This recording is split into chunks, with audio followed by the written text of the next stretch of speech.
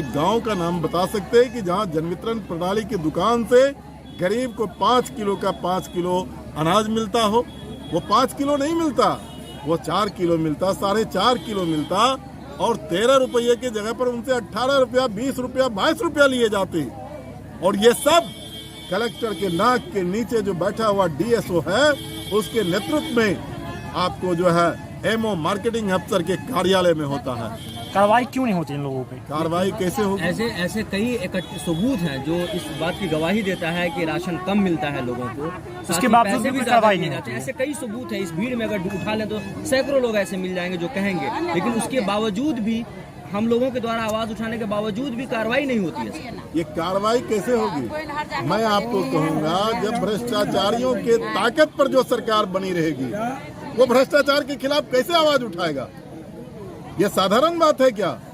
खाद्य सुरक्षा मामले की जो मंत्री हैं, उनके तक, मैं दावे के साथ कह रहा हूं, उनके तक पैसे पहुंचते हैं।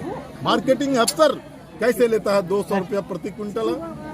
वो कैसे लेता है? ऑफिस में बैठ करके टेबल पर पैसा लेता है, और कोई इसका शिकायत करने के बाद सुनने वाला नहीं है। सर, आपका पूरा नाम क्या हुआ? अजय कुमार, नेता विधायक दल CPIM। इसके बाद भी यहाँ का जो प्रशासन है, अगर हम लोगों को बहुत सहयोग नहीं किया तो विधानसभा में इस चीज को उठाइए, क्योंकि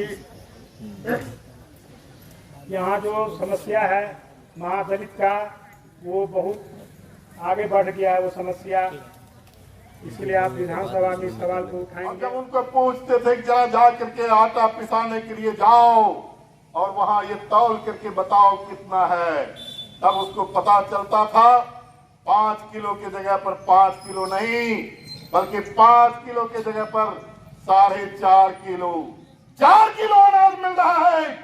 नीतीश जी, आपको भ्रष्टाचार दिखाई नहीं पड़ता? आपको पता नहीं चलता?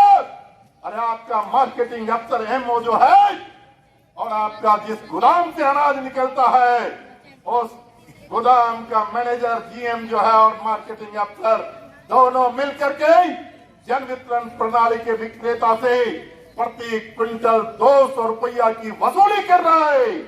और जब 200 रुपया की वसूली करेगा, वो कहीं ना कहीं काटेगा, कहीं ना कहीं काटेगा, और वो लूटेगा। तुम 200 रुपया प्रति क्विंटल की वसूली कर रहे हो, लूट रहे हो, तो तुम्हारा जन वितरण प्रणाली का विक्रेता प्रति क्विंटल गरीबों से 400 रुपया का लूट वो कर रहा है। और ये लूट सबके नजर के सामने हो रहा है, सबके नजर के सामने हो रहा है।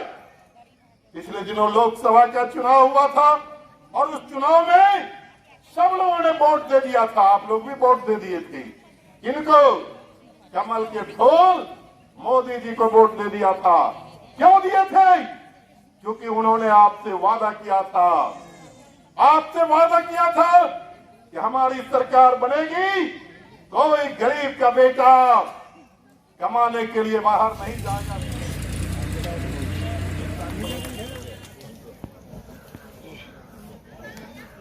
अब हम हरि जी से आग्रह करबे कि पार्टी के कार्यक्रम के हम शुरुआत करें। हम प्रोफेसर हरि प्रसाद शाह जी से आग्रह करबे कि कार्यक्रम के आगे बढ़ावा के लिए हम उनका नाम के प्रस्ताव करेंगे। आज जो बिस्फी में धरना प्रदर्शन हो रही है कई मांगों को लेकर, इस विषय में क्या कुछ कहेंगे आप? आज जो बिस्फी में प्रदर्शन हुआ है, वो प्रदर्शन कोई अचानक नहीं हुआ है, बल्कि भारत की कम्युनिस्ट पार्टी मार्क्सवादी जनता के ज्वलंत मुद्दों को हमेशा उठा करके संघर्ष करते रहती है, ताकि जनता को कुछ राहत मिल सके। आज बिस्फी की हालात बहुत खराब है, और ये हालात बिस्फी का नहीं है, बल्कि पूरे बिहार का ये हालात है। आपको मालूम होना चाहिए कि माननीय मुख्यमंत्री जी ने विधानसभा के अंदर कहा कि बिहार के अंदर गरीबों का बहुत विकास हुआ है। उन्होंने ये नहीं कहा कि गरीबों की आर्थिक स्थिति में कितना विकास हुआ है, बल्कि सीधे कहा विकास हुआ है। और यह कहने के साथ ही उन्होंने अभी 29 लाख बिहार में भूमिहीन गरीब जो राशन कार्ड से दाना उठा करके खाते थे, जिनकी जिंदगी उस पर निर्भर करते थे, उनका राशन कार्ड को समाप्त कर दिया, उनके राशन कार्ड को निरस्त कर दिया है। हम लोगों ने इस सवाल को उठाया और उसके बाद सरकार थोड़ा पीछे हटी और कहा कि इस महीने में हम जारी कर रहे हैं उसके राशन, लेकिन अगले महीने से उसको बिना उसकी इंक्वायरी किए हुए वो नहीं करेगा, नहीं फिर जारी करेगा। लेकिन यही हम आपके माध्यम से, मीडिया के माध्यम से सवाल पूछना चाहते हैं कि जब आप आज जांच करने की बात करते हो तो आप काटने से पहले क्यों नहीं जांच किया? आप जांच कर लेते काटने से पहले, कोई एजेंसी लगा करके जांच करते। उन्होंने ये जांच नहीं किया। और दूसरी बहुत बड़ा सवाल है कि बिहार के अंदर आज लाखों परिवार हैं जिनके पास घर बनाने के लिए जमीन नहीं है।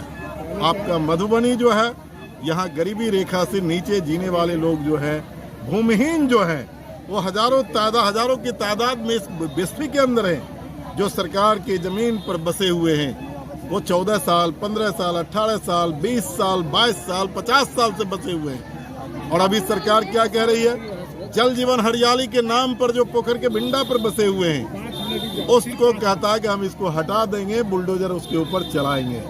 लेकिन बिहार की सरकार ये भूल जाती है, बिहार के अंदर जो एक्ट बना हुआ BT एक्ट, उसके आधार पर जिस जमीन पर कोई भी आदमी 12 साल से काबिज है, उस जमीन का मालिकाना हक उसको होता है। उसके आधार पर हमारी पार्टी आज इस प्रदर्शन के माध्यम से ये मांग करने के लिए आई कि जो भूमिहीन हैं, जो बसे हुए हैं, उनको पर्चा दो, और जो नहीं भी बसे हुए हैं, जो भूमिहीन हैं, उनको आप कम से कम 8 डिसमिल जमीन का पर्चा दो।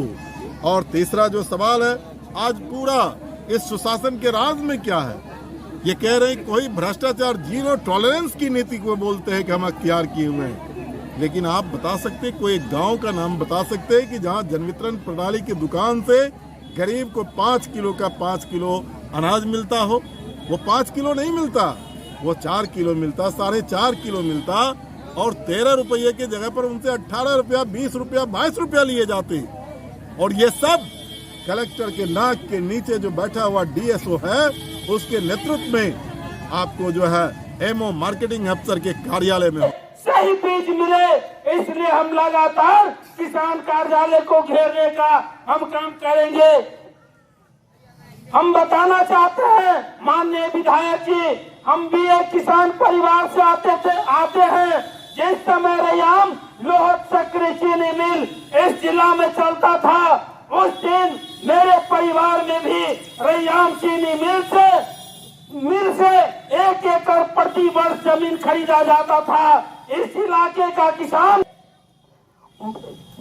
एक का पैसा से लोग बेटी का शादी करता था, माँ बाप का दूध शराब करता था, मकान बनाता था। लेकिन आज क्या है, जो किसान है, अगर बेटी की शादी करना हो उसको खेत बेचना पड़ता है, अगर मकान बनाना हो तो खेत बेचना पड़ता है। इस तरह माँ बाप का अगर सोई श्राद्ध करना हो तो खेत बेचना पड़ता है। इस सवाल को आप उठाइए कि मधुबनी जिला के लोहट जो चीनी मिल है उसको चालू कर किया जाए। दरभंगा जिला के सक्रिय और रैयाम में नया चीनी मिल लगाया जाए। अगर वो चीनी मिल लगता है तो मधुबनी और दरभंगा जिला के जो किसान हैं वे खुशहाल हो जाएंगे। इस सवाल को आपको उठाना चाहिए। मित्रों और भाइयों, इस बात को हमको बोलना चाहिए। माननीय विधायक जी ने आपके प्रखंड, आपके गांव से लेकर बिहार सरकार और केंद्र सरकार के एक बात को आपके बीच में रखे हैं। हम भी गंभीरता से उनकी बात को सुन रहे थे और हम निश्चित रूप से उनकी बातों पर मंथन करेंगे और आने वाले समय में हमको भीतर से जगाने का काम किए हैं। उन्होंने कहा कि बेसब्री से यह आंदोलन तेज होगा, इसलिए इन्हीं बातों के साथ अपनी वाणी पर विराम लेते हुए